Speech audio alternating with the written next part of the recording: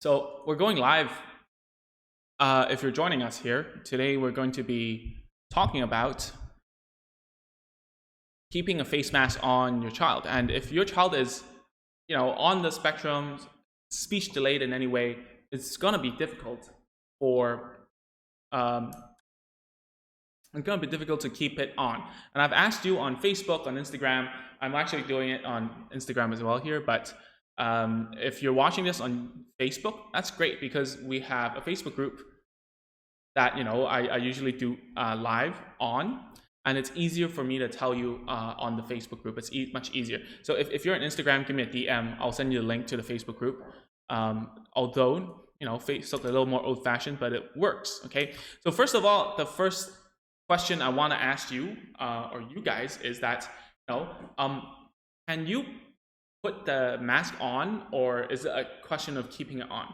So I asked it in the Facebook group, and a lot of you guys are saying like half. Some of you guys say, oh, it's actually easier to keep it on, right? It's actually easier to actually put it on, but and some children, it's very difficult to get them to even put it on. They just like throw it on the ground and run away.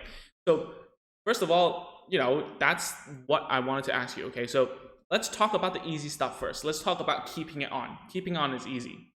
Okay.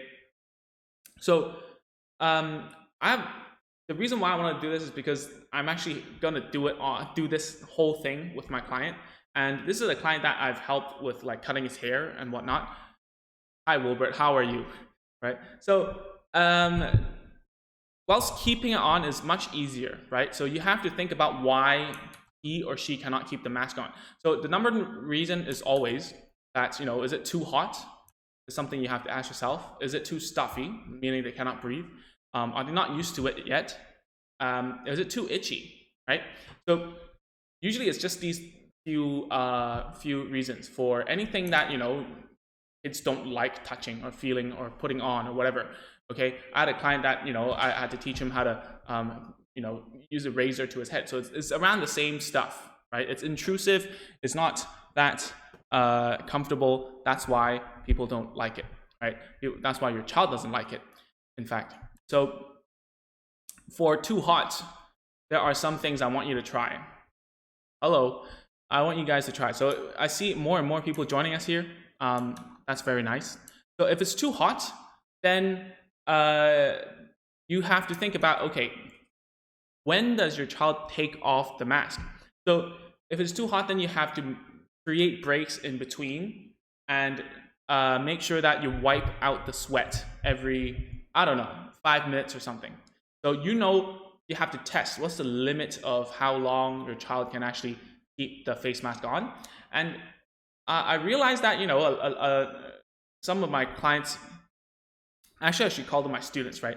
Some of my students are very particular about how they wear something, how long they can wear something for, and how willing are they doing it? Are they willing to do it with you, right?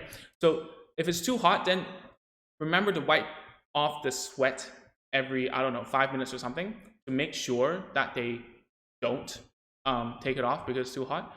Number two, if it's too stuffy, then start off with a cheaper mask.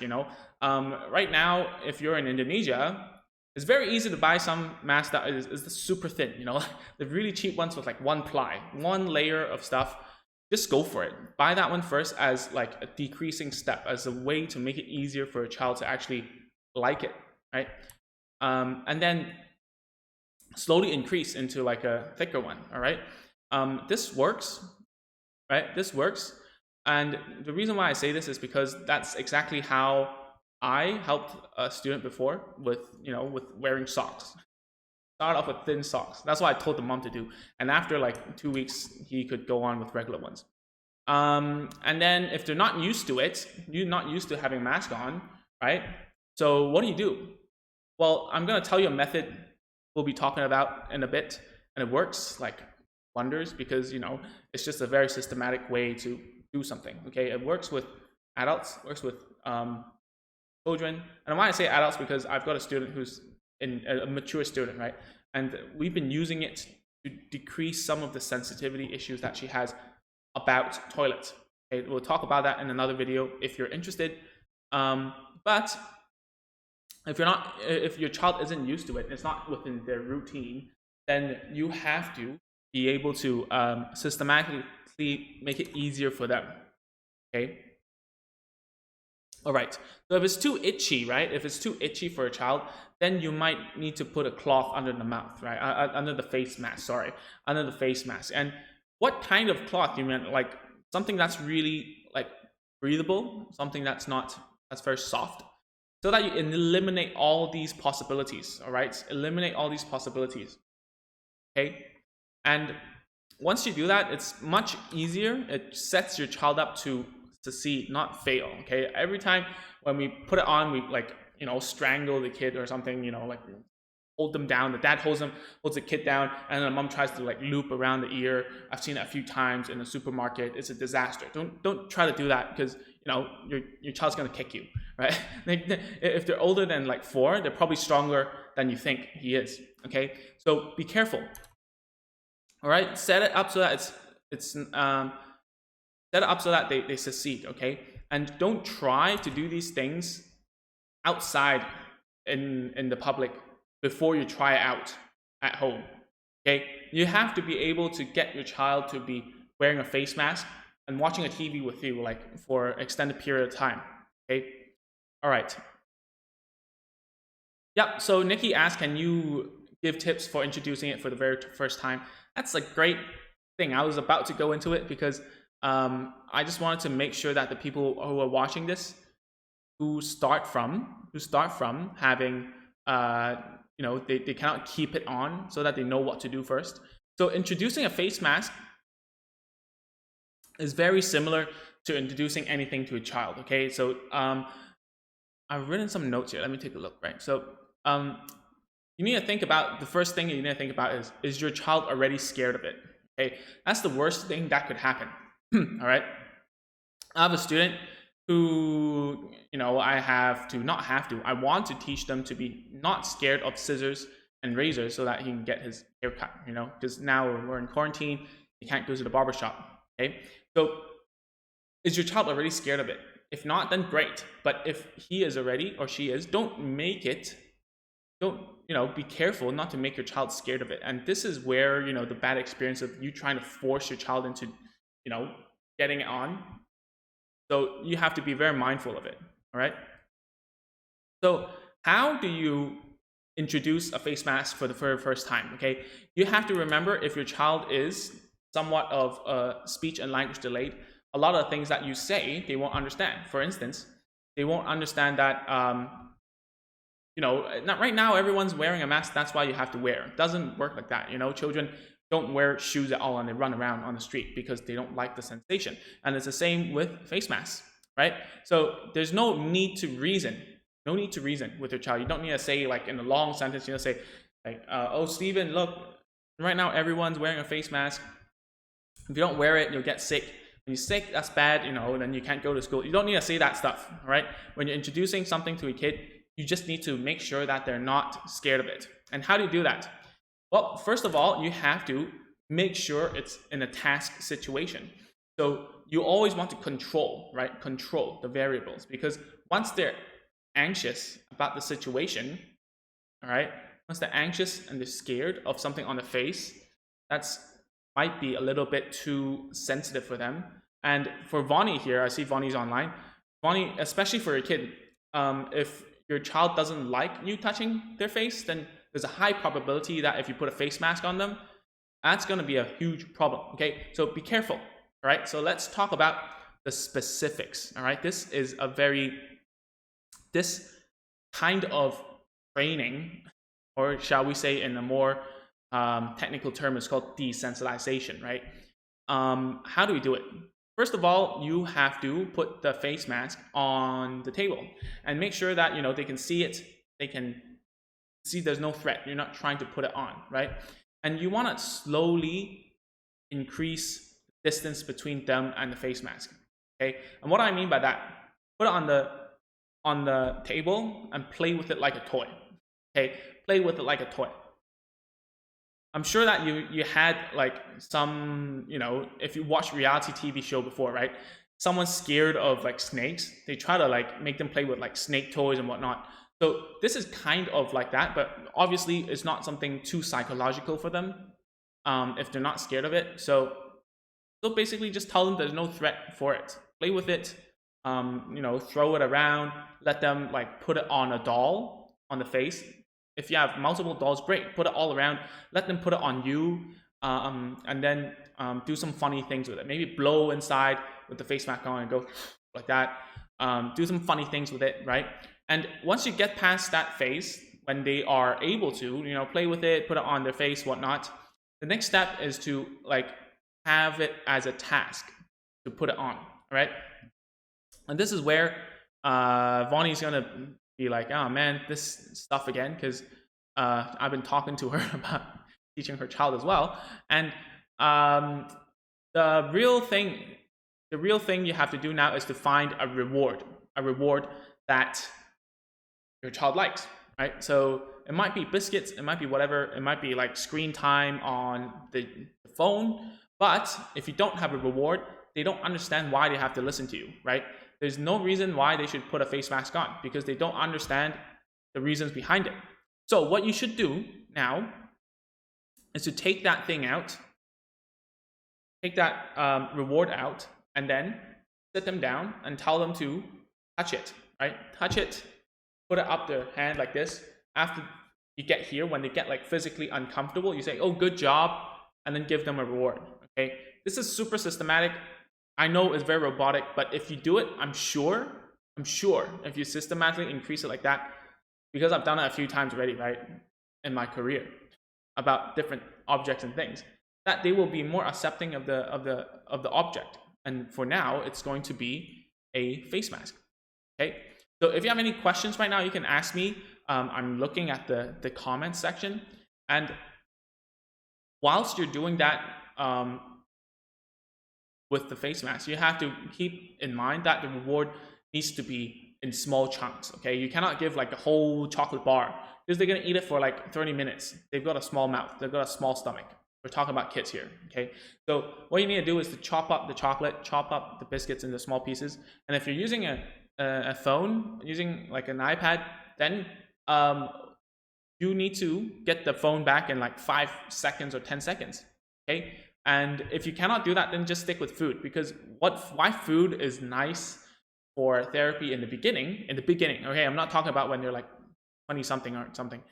Why food is good is because once they eat it, it's gone. They want more, right? That's why it's easy to do therapy with food. Okay, so once they establish that, if they are able to touch it and feel it and hold it, from their hands slowly up to the shoulder, and then they get rewarded, they would know that this is something that we desire, because whenever they do it, I give them a reward. So slowly, you put it all the way up here and test. The keyword is test, if they are sensitive around the neck or not. Okay, and especially because a face mask is very it's not that great because it hooks onto the ears. Ears here are very easily sensitive. A lot of children, if you play with their ears a little bit, it gets very red and it gets very, very, very uncomfortable for them. Okay, and me included. I've got really sensitive ears, man. If someone touches my ear for a little bit, it turns red. I don't want to show it here. It's already a little red because I was like scraping it. So what you need to do when that happens, here is a good advice. If you're living in a Muslim country like I am right now, then hallelujah. Okay, I don't mean it in like a religious way. It's just that if they have face masks that have like a ribbon, like for the hijab, like it goes around your head instead of on your ears. Those are great because it doesn't like hook onto your ears, and it makes it less sensitive for the kid. So you can actually tweak your face mask to do that. You can put like a rubber band around it and put it around here so that it doesn't touch your ears. It will be less sensitive for a child if they have problems with the ears, right? So let's go back to the whole sequence. Okay, you have your reward, you have your face mask, you're moving up towards the mouth, you're testing if it's even slightly sensitive or not, and then you're deciding what kind of face mask to give your child. That's all cool. All right, once you get here, you can start to just put the face mask on them like this and count 1, 2, 3, 4, 5. Okay, just go 1, 2, 3, 4, 5, and then give them a reward. Okay, so that they know that this thing is supposed to be here. Okay, and slowly you should increase the time, right? You can go up to 10, and then later on you just stop counting, because if you always count to 10, then they will always want to take it off when you say 10. Okay, so this is where you should just put it there and just stop and just wait. Right? You just go like, oh, good putting it on. You just keep on like praising them. You say, oh, right, that's good job, and then do not take it off if they're like trying to get out of the situation, right? You should take it off when they're just totally calm, when they're totally fine, when they're just sitting there and being a nice boy or a nice girl. So once they if they sit nicely and you take it off, give them a reward and tell them, good job, nice putting on the face mask. And having that kind of feedback is very important, because they're pairing with what you say. Good job, nice putting it on, whatever, with having it on, right? Having the face mask on. That means when you go on the street, when you say these kinds of words, it tells them that they have to wait. Like, your child needs to wait. They're doing a good job already. They understand the situation. Okay, so all right. So once you put it here, 5, 4, 3, 2, 1, or you don't count at all, and then you take it off and you reward them. The next step is to try to put on the ear loops, right? So systematically, what's the next step to do? Like, logically, when we put it on, what we do is we put the nose part, put the wire on first, and then we loop it, right? So that's what we should do with them. We should like put it here so that they know it goes around the nose and down here. All right, and then maybe you should like pull it so that it extends, and put it there and do the same thing. All right, until do it the same thing, like 5, 4, 3, 2, 1, 10, 9, 8, 7, 6, 5, 4, 3, 2, 1, or something like that, or 1, 2, 3, 1. Depends. That doesn't matter how you count, right? But you have to get to a point where without counting, they can stay there for quite a long time, and then you reward them. Okay, so you see, teaching face mask is actually, it can be a very long process, and by doing it the way that I'm describing it right now, by introducing the way that I am describing right now, it eliminates most of the possibilities of going wrong, all right, or making them scared. And the reason why we're doing this so systematically, right, is because we don't want them to fail, all right? We don't know, they cannot tell us why they don't like it, number one. Number two is, it'll be impossible for us to explain why they need a face mask on if they are delayed in any sort of way. So with that said, then we go on to like the next steps, right? The next steps is that we try to put the loops on, right? We try to put the loops on. Okay, once we get the loops on, we're like half done. And you might say, dude, we're only half done.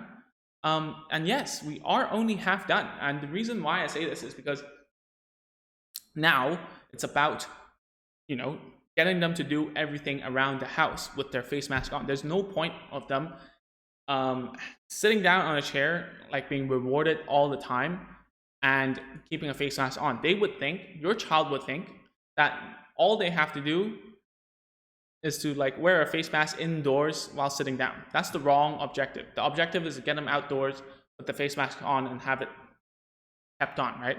So what we should do now is basically having it looped on, right? And then we will take the face mask off every now and then whilst they're doing something on the table. So you might want to set up a task where it's just puzzles, something that they know how to play. Okay, puzzles, car parks, car slides. If they're a little older, then they might. You can actually let them watch some stuff that is not their favorite stuff, of course, and anything that requires them to focus a little bit and like play. Okay, once you get that going, then what you can do is to increase the task so that they walk around the house. Okay, they have the face mask on, and they know that they will be rewarded. And you tell them to, oh, can you go to the kitchen and get me something? If they understand that, then that's great. If not, then you can just hold their hand and go somewhere else and play with the puzzle in another place inside the house. All right, might be in the study, might be in the toilet, doesn't matter. Just keep the face mask on whilst doing something else. And once inside your head you feel like, oh, okay, that's long enough for me to start to reward them, then this is what you will do. You take off their face mask and say, good job, nice putting a face mask on, nice doing it, that's correct. You give them the reward. Yeah, okay. So now inside the house, your child should be able to walk around the house, do things in the house, play, work, I don't know, study with the face mask on, and be rewarded every now and then. It's random. They don't know when, right? That's the beauty of it. You don't know when. We're not micromanaging them. It's just that if they put the face mask on, somehow, somewhere, mom or dad is gonna like suddenly come in and say, good job, and then give you like a reward. Okay, so once you're able to do that, then you're ready to go outside. All right, and this is where, like, when I was talking about, like, you know, you gotta choose your face mask correctly, right? So you have to choose the face mask so that it gets your child to succeed, right? So that they don't fail. So make sure that you have, you should put like a soft kind of fabric between the mouth and the face mask so that it doesn't get too itchy, so that it absorbs some of the sweat, and you will still have to wipe off the sweat every like 5 minutes or so, right? And use like a cheaper, thinner mask. Okay, go somewhere that's safer, right? Don't go to the supermarket yet. Go around the block or something, okay, where it's like outdoors. And then what you want to do is like to use that thinner mask and with that fabric to make them understand that it's not too bad. Okay, not too bad. So once you're outside, you will have to have a system.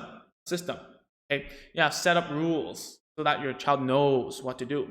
Okay, number one is that you will have to have a time and place to take off their mask to take a break, because truth be told, even us, we get stuffed up, you know. It really is very hot, especially in like a place like Indonesia, or even if you're in a cold country, having a face mask on, actually it's still August, right? It's still summer for nearly everyone.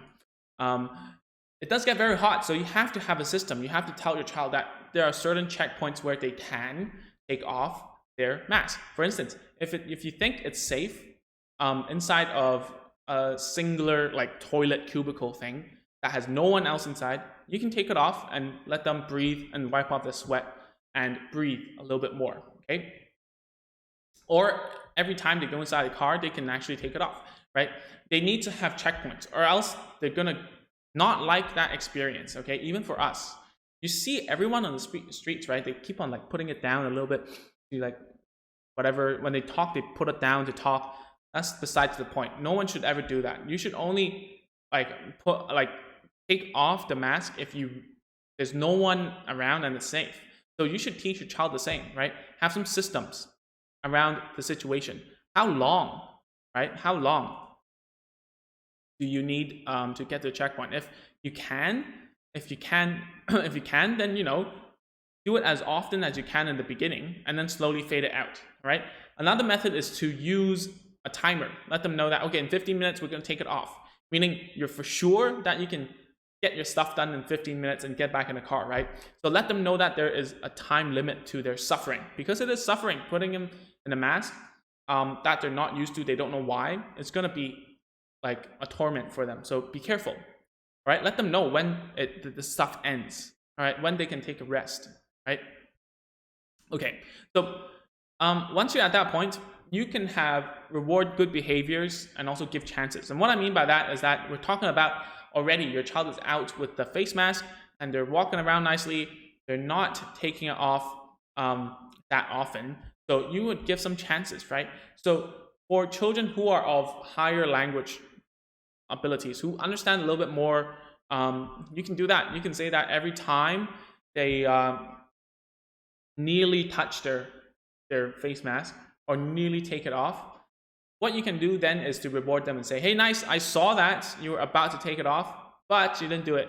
So, you know, you get an extra sticker or something, right? Or if they like to touch their face mask and pull it down to the nose, which is besides the point again, by the way, then what you can do is that every time they do that, they get one less of a chance. And they have to understand that you cannot do that to a 3-year-old or like a 4-year-old who doesn't understand questions, right? You must be someone or a kid who is already telling you short stories. Those are the children who can understand these rules, right? So if your child is someone who is of higher language ability, like slightly higher, what I mean is you can give chances. Like you get 3 chances to pull down your mask. If all 3 chances are gone, you get nothing. You have no rewards and nothing like that. Okay. So, but if they do not touch their face mask during the whole trip, during that I don't know how many minutes, then you can actually, what you can do is actually say like, hey, you still have 3 chances left. So you get all 3, I don't know what, ice creams. I don't know, 3 minutes of iPad time. For one of my clients, there's 3 meatballs, baksos, right? I don't know how to say it nicely, but you get what I mean, all right? So what else can we do for children who understand? Yeah, Lena knows what I'm talking about. So what else can we do? Social stories are very, very powerful, okay? Some studies say that, social stories, actually not some studies, I'm quoting someone to quote that study, right? So I'm not sure about the study, so don't quote me on that. But what happened was that someone said that some other professional told me that social stories works on children who don't really understand stories yet too, right? So if you tell the story about what you're supposed to do, it will still help them to understand what they should and should not do, okay? So what is a social story? If you don't understand it, it's just this make-do story about certain behavior that they shouldn't do, and say it in the third person so that they don't feel judged, right? That's the whole idea about it. So for instance, if I've got a problem with eating potato chips at night, then a therapist will tell me a social story about why I shouldn't. So a very quick example would be, and by the way, these kind of social stories, you do not need to have cards or pictures. You can just have like a whiteboard like here, and you can just draw whatever on it, right? You can do whatever you want, okay? So let me give you an example about my potato chips addiction at night. Let's say that I have that. So what you do is that, hey, I just saw a question. So Julia, sorry about that. So Julia said, how about toddler? Can we apply those strategy with them? All right, which strategy are you talking about? Are you talking about the social story or whatever? If your toddler is smart and they're already understanding you 100%, nearly at least like 80%, then you can use social stories, okay? So let me give the example of the social story first, okay? So so for instance, like you have to make up a character, let's say Tom. So you say one day Tom, when he got back home, he brushed his teeth. It was about to be bedtime, but he suddenly felt hungry and he wanted to eat potato chips. So he went down to the kitchen, got his potato chips, opened it, and started eating. He was very happy. It was yummy, and it was delicious, right? And the next day, he woke up and he realized that his teeth just started to become like bad, and he had bad breath. And on that day, he also went to the dentist, and the dentist said, hey, if you keep on doing it, your teeth is gonna fall out, and all that jazz, right? So after that, you can talk about the story character deciding not to do it anymore. You can say, oh, so Tom decided that he will not eat the potato chips because he doesn't want to have like bad teeth. Okay, that's end of story. And then once your social story ends, to make sure that your child totally understands about what the story is about, you can say like, hey, I don't know your child's name, right? So what happened? And then they will say, oh, Tom likes to eat potato chips, but he's not supposed to. And then you can ask like, so why is he not supposed to like eat potato chips? And the toddler or the kid will say, oh yeah, because you'll get bad teeth and whatever. If they can answer like that, they practically know why. Okay, so for your face mask, you can say that the story would be Susie goes down to the street without face mask on the streets there's signs saying face mask, you need to have the face mask on. So she was denied from the. She was denied to enter. Like, she cannot go in the mall because she didn't have a face mask on, and she really wanted an ice cream, but she couldn't go in because she had no face mask, right? So then she went back home to get her face mask, and then walked in, and everyone praised her, and that's the end of the social story. Okay, so when you do that, it's much easier to teach your child if they have some form of understanding in language. Okay, for face masks, don't talk to them and reason with them about, oh, if you don't have your face mask on, you're gonna get like coronavirus, and you cough and you have a fever and you go to the hospital and it's very unhappy. Talk about their immediate benefits, right? You cannot go into a mall, you cannot eat certain things, you cannot play with the whatever because you don't have a face mask on. You cannot go to class, you cannot learn from your favorite music teacher, like, I don't know, Mr. Stevens or something. So with that said, that's what you exactly need to do. Okay, you have to, let me summarize a little bit. For children who already can put on the face mask but cannot keep it on, you need to think about why. Is it too hot? Is it too stuffy? Is it whatever? Make sure that they feel comfortable with their face mask, and make sure that you keep them dry, wiping off the sweat. Make sure that you have checkpoints for them to take it off and take a breath, right? These are for children who cannot keep it on.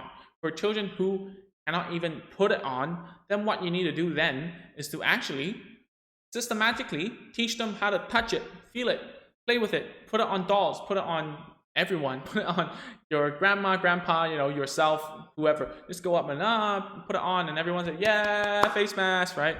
And after that, you want to sit them down and systematically put it on them, okay? This is when it doesn't work, when you're trying to put it on, they're like that, right? Even after they're able to put it on you, put it on this guy, put it on that guy, they still need that training. That means they need to sit down and systematically increase, desensitization, right?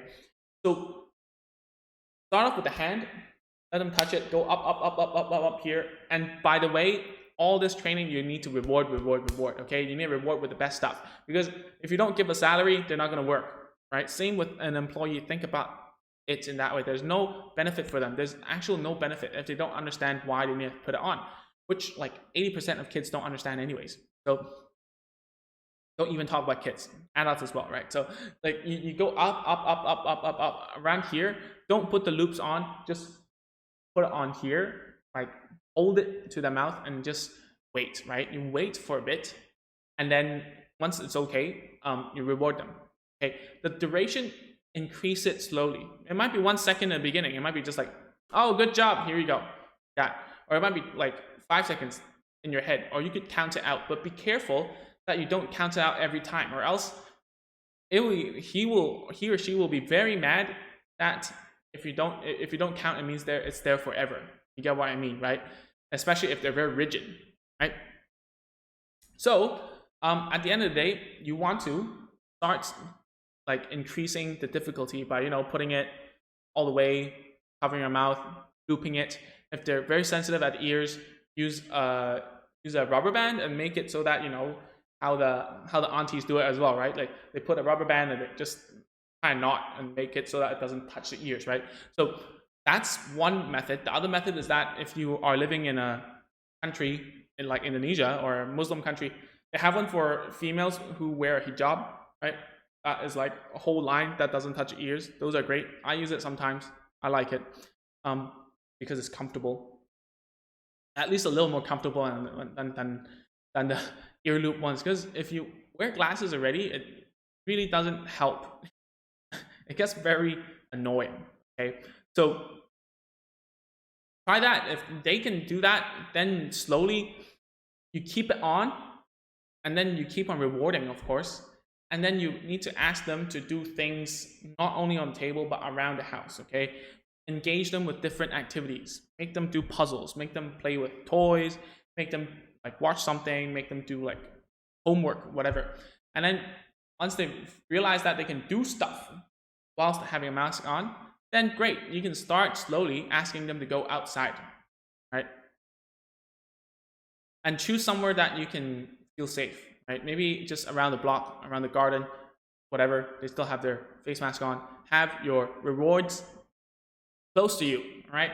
Have a box of snacks that your child likes. Okay, so try that. Try that. All right, so I'm gonna hang out for like another 5 minutes here. It's basically the end of my information. If this was like good, let me know. If it was bad, also let me know, right? But yeah, I'm gonna hang out here for like a few minutes just for questions about face masks and give me specifics about why, how they feel, how your child like or not like the way that you present it to them or something. Just let me know. Here for another few minutes. I'm gonna take some water. Be right back. So do not be shy. Just type it out. Thank you, Julia. Julia says, thank you for your tips. Very well thought. Yep, that's great. Thank you.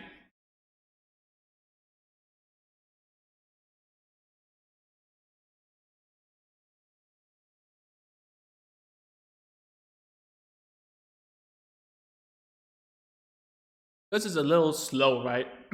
If you're watching me right now, what I said, it might be like a few seconds, and then when it bounces back that you've typed out something, then yeah, it will be a little slower, but I'll just wait for a bit.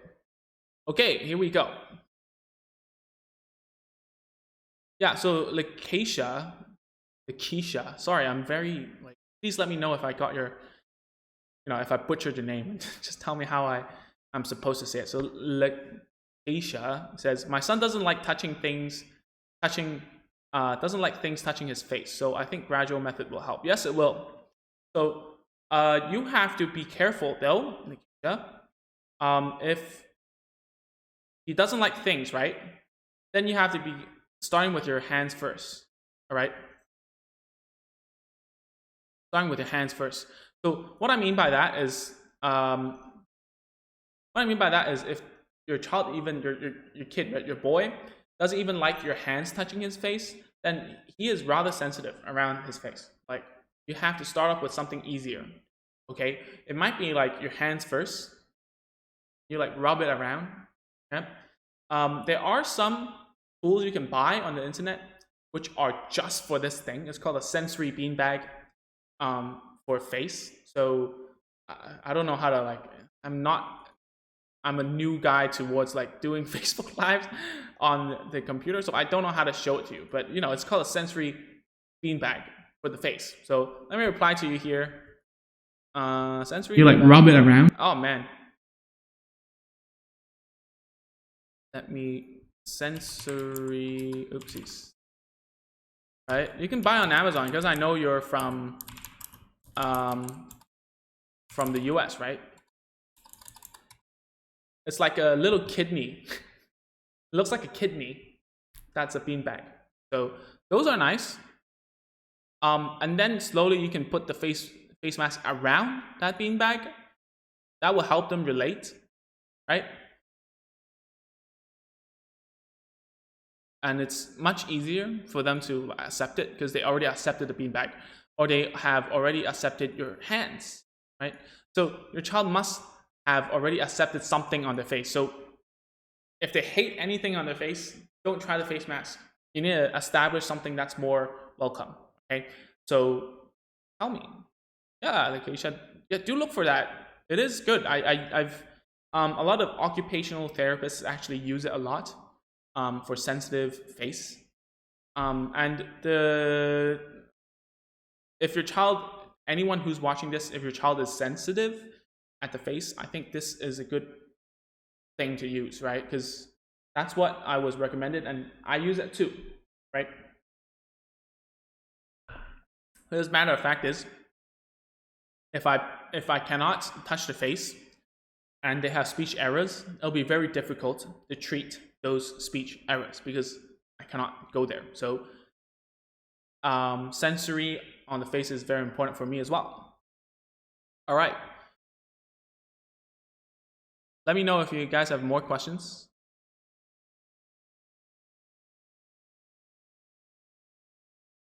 here, drinking some water.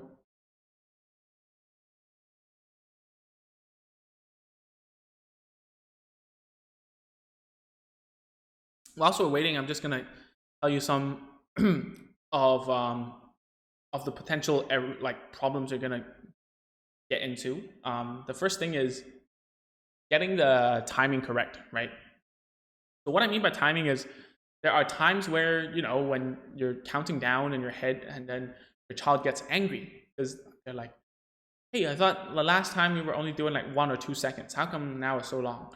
So what you need to do is that you need to praise so much that it becomes like a soothing mechanism for them, you know? So what happens a lot for me, I can only speak for myself, right? Is that whenever I say like, hey, good, if I'm doing something else, like sitting down, some kids cannot sit down, right? So it's basically the same thing. They're not used to it. They don't like the feeling of sitting on a hard chair or whatever. They would rather sit on the floor so that their legs are somewhere else. Those are also sensory issues, I believe. I'm not sure. Do not quote me on this. But I think so. So what happens then is that you will go into a place where when you do it for an extended period of time, when you put it on, you're able to put it on. That's pretty easy, right? Because you're just increasing it gradually, right? The problem is the timing. So when you increase the time, they're going to get pissed off. So what you're going to do is to keep on praising the whole way. You just keep on saying, oh, good job, good waiting, good job, not putting it on. That's right. Being positive about it actually helps, okay? It's not some wishy-washy thing that, you know, like some mindset thingy going on. It's like, it's soothing, all right? Just imagine someone, you know, you're doing something, but you're in a foreign country, someone tells you in a very reassuring way, then you're more likely to keep on doing it, okay? Even if you don't understand it. So keep on praising, especially if you pair the praising with the rewards that you give, right? That's very powerful. Your words become more of a reward. All right. So keep on praising when you don't have when you're increasing the duration. And that also goes for going outside. You know, when you're outside, you're able to do that. You have to keep on praising your child. You need to keep on saying, hey, good job, nice, keeping the face mask on. That's great, excellent. High five, whatever, or something. And sometimes rewarding out of the blue works very nice. Because when things are random, they don't know when it will happen, they're more likely to do it, right? Okay, so I got Lina has a question about, you know, being rigid about certain materials or brands. All right, so this is a little off topic, but I think it will happen with like high functioning ASD children who are rigid on like what kind of materials, what kind of brands of face mask that, you know, they use, right? So a good way for Lina, especially for her child, because, you know, Lina's child's working with me, is that you can actually put a cloth in between first, right? As a medium, so that when you change the brand, change the material of the face mask, you have a constant, which is the cloth. Okay? But you have to introduce the cloth first. So what you can do is like you can tell them to touch the cloth, and I know that she doesn't like holding it, right? Just doing that all the way here, and let them know that this cloth is cool, it's nice.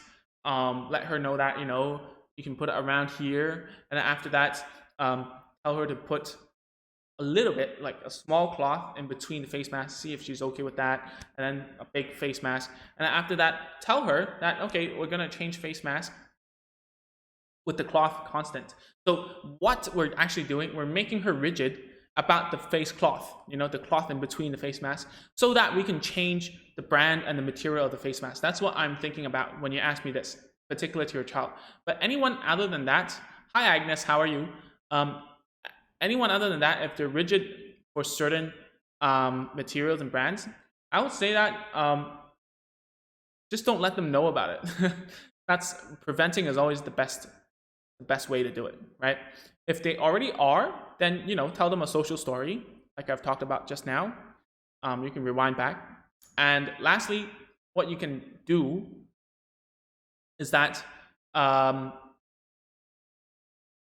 you need to find something that is very similar and just change one aspect of it. All right, or just use some stuff that has no branding on it, right? And then just throw all the face mask inside like a big bag, a plastic bag, and don't let them know, right? That's the best way, if you ask me. Okay, so I think this is the end of our live video here. And if you have any more questions, just post it in the group, the Facebook group. If you're on Instagram and you want to be on our Facebook group for parents, then send me a DM. Just send me a DM. Let me know. We will do these lives periodically. I'm trying to do it every week, Monday at this time at night for me, just to check in and talk about special topics and some Q&As, so on, right? So if you're not on the Facebook group, DM me on Instagram. And if you are on the Facebook group, let me know, okay? So just before we leave, Lena Ashley asked, she's so sensitive and so particular that she could know it. Yeah, she could. She could. That's why I told you to, for her in particular, right? You have to make her rigid about something else first and then use that to change, right? And then slowly decrease the cloth size and get rid of it. So she has, I'm talking about Lena's child, right? It's very easy to teach something that's also very hard, right? First of all, you need to get her rigid about a certain routine, and then you can do something else about it, okay? So thank you so much for hanging out, everyone. It was great. This is better than what I usually do. There's less people, but everyone knows what's going on, instead of me just going online for no reason, right? Just talking about stuff, right? So next week we will be doing more live videos, and let me know what you want me to talk about. Anything will do. Anything about today we talk about face masks. I'm a speech therapist. There shouldn't be like crisscrossing path about that. But anyways, I do have some experience in doing that. So ask me. We can talk about any topics from talking about first words to like all the way to like storytelling and academics. Academics I'm not that good with, okay? So bear with me with that. But other than that, it's just any topic I'm very willing to go ahead and explore with you, okay? So I'm gonna go off now. Thank you so much for everyone hanging out, and that's all.